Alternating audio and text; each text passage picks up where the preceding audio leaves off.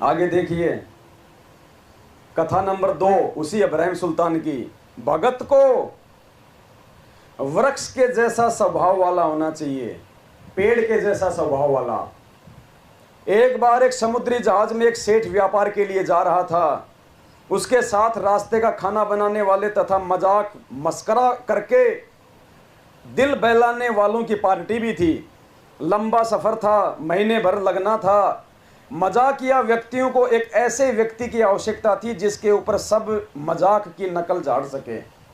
यानी किसी ऐसे आदमी की तलाश थी जिसको खड़ा करके और उसके ऊपर मजाक कर करके, हंसी कर करके सेठ को राजी किया जाए। मजाकिया व्यक्तियों को एक ऐसे व्यक्ति की आवश्यकता थी जिसके ऊपर सब मजाक की नकल झाड़ सकें। खोज करने पर इब्राहिम को पाया और पकड़ कर ले गए। ऐसे रहता था वो, पागलों की तरह, भिखारियों की तरह। खोज करने पर इब्राहिम को पाया और पकड़ कर ले गए। सोचा कि इस भिखारी को 2 रोटी चाहिए, मिल जाएगी। समुद्र में दूर जाने के पश्चात सेठ के लिए मनोरंजन का प्रोग्राम शुरू हुआ। इब्राहिम के ऊपर मजाक झाड़ रहे थे, कह रहे थे कि एक इस इब्राहिम जैसा मूर्ख था, वो पेड़ की उसी डाली पर बैठा था जिसे काट रहा था, गिरकर मर गया। हा हा हा करके हंसने लगे।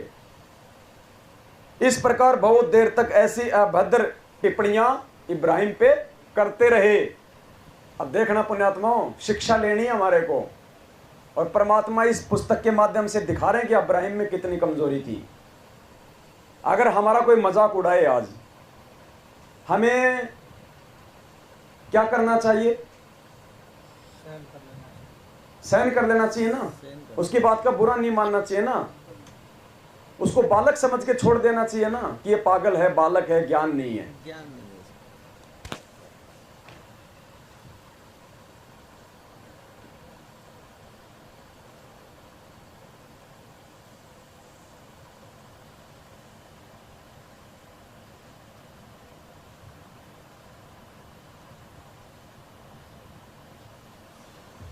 और पूज्य गुरुदेव जी भी हमें क्या शिक्षा दे रहे हैं?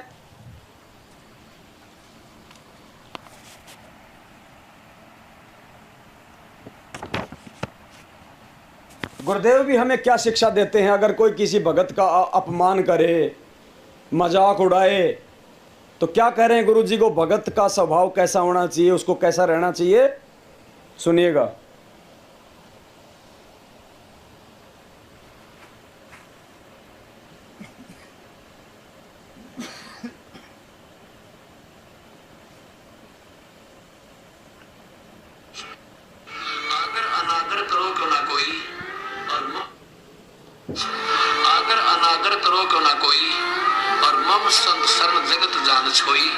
मेरी शरण में आ गए, चाहे तुम्हारी कोई इज्जत करे चाहे बेइज्जती करे, तुम चिंता ना करियो।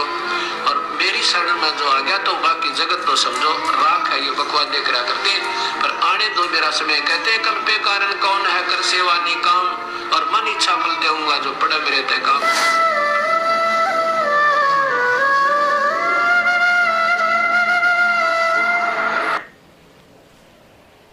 तो परमेश्वर कहते हैं कि मान अमान करो क्यों ना कोई, मम संत शरण जान है छोई।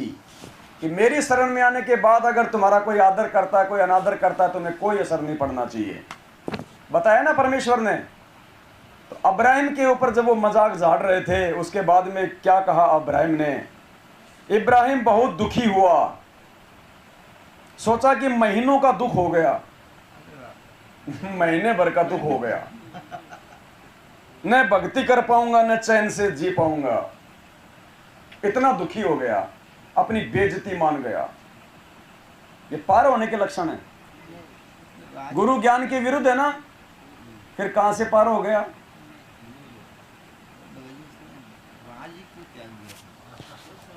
भगत जी यही तो है आज का विषय, कि इतना सब कुछ त्यागने के बाद भी काल कहां ठग लेता है।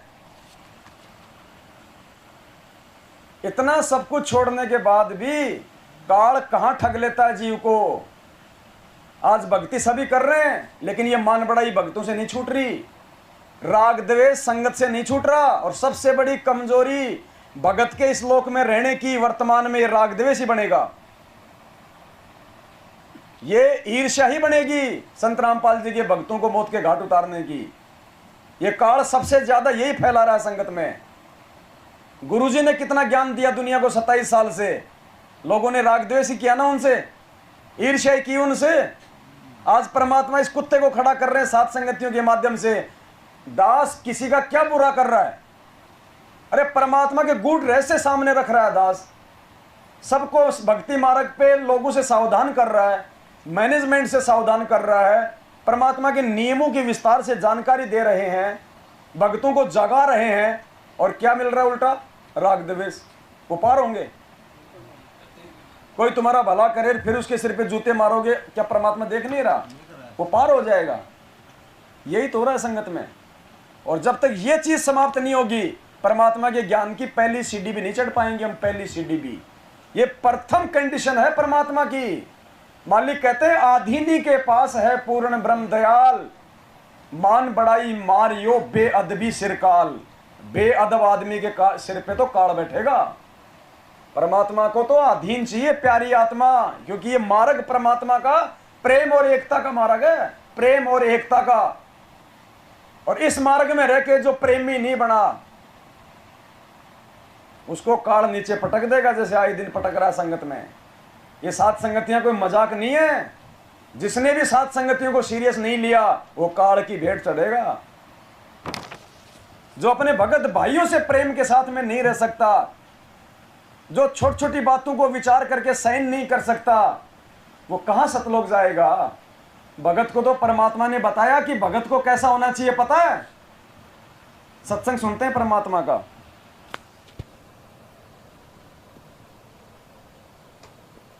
पुण्यात्माओं, बहुत कमियां हैं अभी, और बाढ़ देख रहे हैं सतलोक जाने की।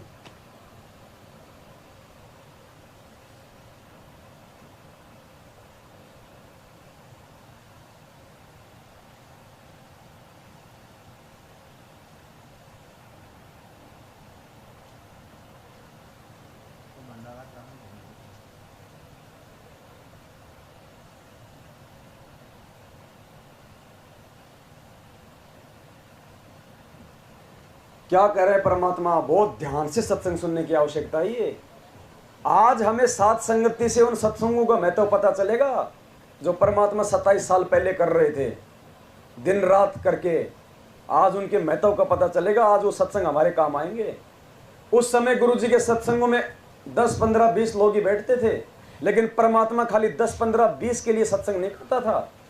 परमात्मा को पता था कि ये मेरे सत्संग आगे चल के लाखों करोड़ों लोगों तक जाएंगे। और आज इन सत्संगों में दी जा रही शिक्षा को लोग अपने जीवन में उतारेंगे तो सफल होंगे। और आज देखो सत्संग कहां काम आएगा। भगत को कितनी गहनता, कितनी आधीनी, कितनी विनम्रता लानी पड़ेगी अपने अंदर। गुरुदेव कहते हैं धरती में चाहे कोई ट्यूबवेल खोदे, चाहे कोई कुआं खोदे, चाहे कोई तालाब खोदे, चाहे कोई नहर और सुरंग खोदे, क्या भगती, क्या क्या क्या धरती कभी कभी वो कहती है कि मुझे दर्द हो रहा है, मुझे पीड़ा हो रही है, मत खोद? वो चसकती भी नहीं है।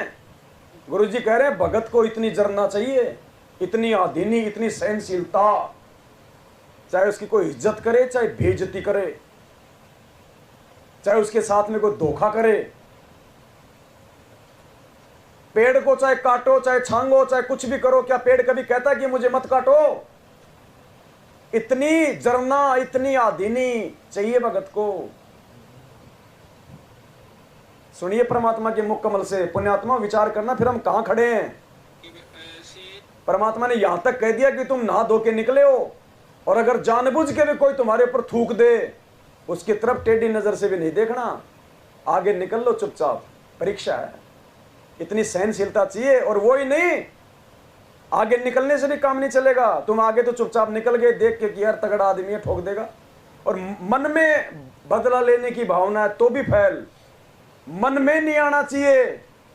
वो बदले की भावना यदि मन में आ गई हमारे, तो भी हम फैल।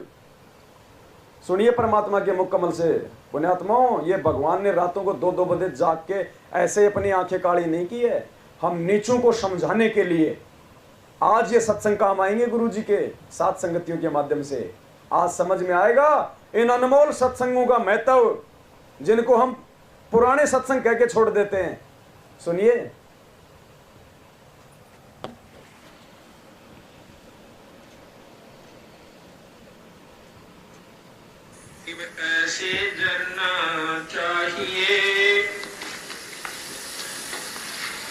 जो पृथ्वी तत थीरे, खोदे से कस के नहीं ऐसा बजर शरीरे। बंदी छोड़ भगवान। गरीबदास जी महाराज हमें ये समझाने की कोशिश कर रहे हैं, भाई नाम उपदेश लेकर अपने इष्ट के ऊपर इतना विश्वास करना चाहिए, कितना गरीब ऐसी जरना चाहिए जो पृथ्वी तत थीरे, खोदे से कस के नहीं ऐसा बजर शरीरे। जिस प्रकार पृथ्वी को खोदा जावे पर कसकती नहीं, चसकती नहीं, आह नहीं करती, इतना विश्वास अपने इष्ट के ऊपर हो जाना चाहिए। जब आपने नाम ले लिया, उपदेश ले लिया, फिर चाहे कोई कुछ भी कहे उसकी बात में नहीं आवे। तो यहाँ कहते हैं गरीब ऐसी जरना चाहिए जो आप तेज अन्नों पे नावे धोवे थूक दे, तामस नहीं सरो पे। कि इतना विश्वास करे, चाहे आपका आप स्नान करके आए हो और आपके ऊपर कोई थूक देता है, उसका क्रोध नहीं करे, तामस नहीं आवे। ये इतना विश्वास होने लग जाएगा, थोड़ा समय लगेगा। गरीब ऐसे जरना चाहिए जो पौन तत् परवाने, कुटिल वचन कोई कहो माने नहीं अमान। कोई भी बुरा भला कहे आपको, उसका अमान यानी बुरा नहीं माने, उसकी अपनी बेइज्जती महसूस नहीं करे। गरीब ऐसी जरना चाहिए जो गगन तत्व में ओई, जो कुछ पड़े सो जब सब जरे, बुरा न बाचे कोई। कोई आपको कुछ कहे, उसको सबको हजम करिए, खत्म कर दिए, उससे बात ना करिए, उसकी निंदा या प्रति उत्तर ना दीजिए। गरीब ऐसी जरना चाहिए जो तरवर के तीरे, काटे चीरा कष्ट को तो भी मन में धीरे। वृक्ष ने कोई काटे तो भी चसकता नहीं। यहाँ पर काटना तात्पर्य आपकी कोई निंदा चुगली करे तो बोले नहीं, करण दे। जो निंदा आपकी करता है वो आपका खास दोस्त है। कबीर साहब कहते हैं कि निंदक मेरा नाम रो बसो ना मुझसे दूर, भाई गाम गोर व गंदगी ये साफ करते सूर। इतना काम करता है वो निंदक आपका जैसे सूर काम करता, आपके पाप कर्मों को खत्म कर रहा है, आपको निर्मल कर रहा है। गरीब वृक्ष नदी और साधु जन, तीनवा एक स्वभाव, जल नहावे फल वृक्ष दे, साध लखावे दाव। ये कब बोल रहे हैं? गरीब ऐसी जरना चाहिए जो गन हर जल में, सब ही ऊपर बरसता ना दिल द्वेष स्नेह। कि ऐसा विश्वास चाहिए जैसे बादल होते हैं, बारिश हो से वह नो नहीं देखता कि ये कलर का खेत है, इसमें वर्षा करने का कोई फायदा नहीं है और ये बढ़िया स्थान से इस पर बरसों। इसी प्रकार संत होते हैं, सत्संग के अंदर सम्मान ज्ञान देते हैं। इसी प्रकार जिस प्रकार बारिश सब पर होती है, लेकिन कलर का जो खेत होता है उपजाऊ नहीं होता, वो उसमें उस पानी भी खारा हो जाता है, काम नहीं आता। इसी प्रकार अच्छी जगह जो बारिश होती है, उपजाऊ जमीन पर उसमें फसल होती है। सत्संग सबको सुनाया जाता है, जो भाग्यवान जीव हैं जो परमात्मा के अधिकारी हंस हैं उनके ऊपर असर होता है, बाकी ऊपर नहीं होता, बल्कि कड़वास आती है उनको। वो कालर का खेत निपजता नहीं। ग्रीब दीठी अनदीठी करे, जिनकी लो मैं दादे, संग से कदे ना बिछड़ू, खेले आद अनादे। ग्रीब दीठी अनदीठी करे, जिनकी लो मैं दादे, संग से कदे ना बिछड़ू, मेरे परम स्नेही सादे। आप किसी की बुराई देख रहे हो और वो आपकी निंदा भी करता है, आपको बुरा भी करना चाहता है, आप ना कीजिए, ना उसको कहिए, कुछ करने दीजिए। बंदी छोड़ के फिर मैं आप देखूंगा उसको, आप नहीं कुछ कहना। तो दीठी अनदीठी करे, जिसकी लो मैं दाद, संग से कथे ना बिछड़ू, वो मेरा परम स्नेही साथ। कबीर साहब कहते हैं, आवत गाड़ी एक है, उल्टे हो अनेक, कह कबीर ना उल्टी हुआ, रह एक की एक। ग्रीब कसनी कसे कपूर जो, करनी करे करारे, जरना जोगी जगत गुरु, आप तेरे जग त्यारे। जिनको विश्वास हो गया परमात्मा के नाम का, वो आप भी पार हो जाएंगे और औरों को भी पार कर ले जाएंगे। अब जैसे भक्तों का अपना विश्वास हुआ, वो 10 और समझाओगा, आजा भाई नाम ले लो और नाम से मुक्ति होगी, 2 दिन का जीवन है। तो इस प्रकार महाराज कहते हैं कि आप तरह जगत्यार है, आप भी तरह और औरों को भी पार करें। तो जरना कहते हैं पक्का विश्वास। एक विश्वास होता है, एक निश्चय होता है। और तीसरे नंबर पर गरीबदास जी जरना कहते हैं। जरना का तात्पर्य है कि बहुत ही अमिट छाप पड़ जाती है, जैसे पत्थर पर लकीर हो जाए, वह मिट नहीं सकती, टूट सकती है। तो परमात्मा कहते हैं जरने ऊपर होत हैं संपूर्ण सकल काज। जब तक जरना नहीं होगा, इतना विश्वास नहीं हो जाएगा, तब तक हम परमेश्वर के भक्ति के अधिकारी भी नहीं बनते। हम कहाँ नाम लेके अपने आप को भगत बना के सतलोक जाने की सोच रहे हैं। जोटा लगेगा जोटा, गुरुजी कहना हरियाणा में जोटा लगेगा जोटा। अभी तो खाल उधड़ेगी। इतना आसान नहीं है इस कबीर परमेश्वर को प्राप्त करना। ये खाला का घर नहीं है। गुरुजी कहते हैं बरवाड़े का बस अड्डा नहीं है जो तुम त्रिकुटी पहुंच जाओगे रिक्शा से।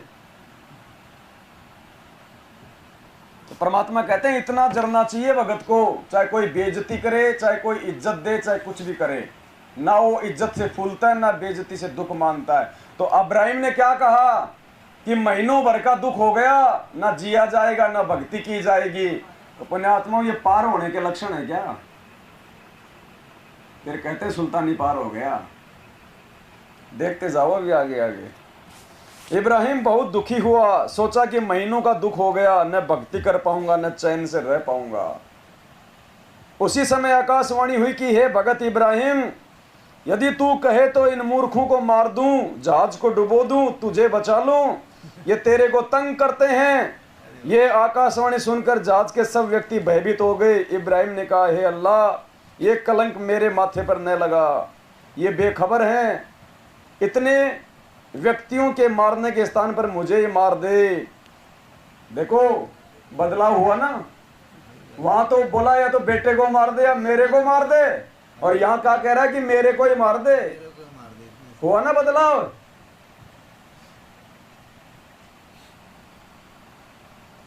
अगर वो बदलाव तो हो गया, लेकिन काल ने नया दाव अपनी बेइज्जती मान गया। ये नया दाव खेल दिया काल ने। ऐसे ठगता ही आगे से आगे। इसलिए परमात्मा इन महापुरुषों की वो कमजोरियां इस ग्रंथ में लिख के हमारे को पहले सचेत कर रहे हैं सात संगतियों के माध्यम से कि बच्चों समझ जाना। बड़ा मुश्किल है।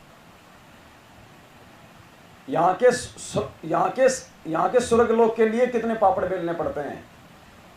स्वर्ग लोग मोर ध्वज ने अपना बेटा आरे से चीरना पड़ा था, और यहाँ तो सतलोक की बात है, पता नहीं क्या क्या सहन करना पड़ेगा। खाली फोकट में 3 टाइम की आरती कर ली, मंत्र एक माला पूरी कर ली, बस हो गए भक्ति।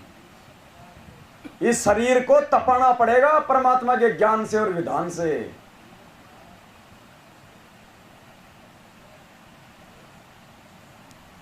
ये आकाशवाणी सुनकर जहाज के सब व्यक्ति भयभीत हो गए। इब्राहिम ने कहा, हे अल्लाह, ये कलंक मेरे माथे पे न लगा, ये बेखबर हैं।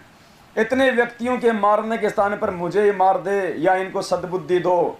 ये आपकी भक्ति करके अपने जीव का कल्याण कराएं। जहाज मालिक सहित सब यात्रियों ने इब्राहिम से क्षमा याचना की तथा परमात्मा का ज्ञान सुना, आदर के साथ अपने साथ रखा, भक्ति करने के लिए जहाज में भिन्न स्थान दे दिया। इब्राहिम ने उन सबको सत्य ज्ञान समझाया।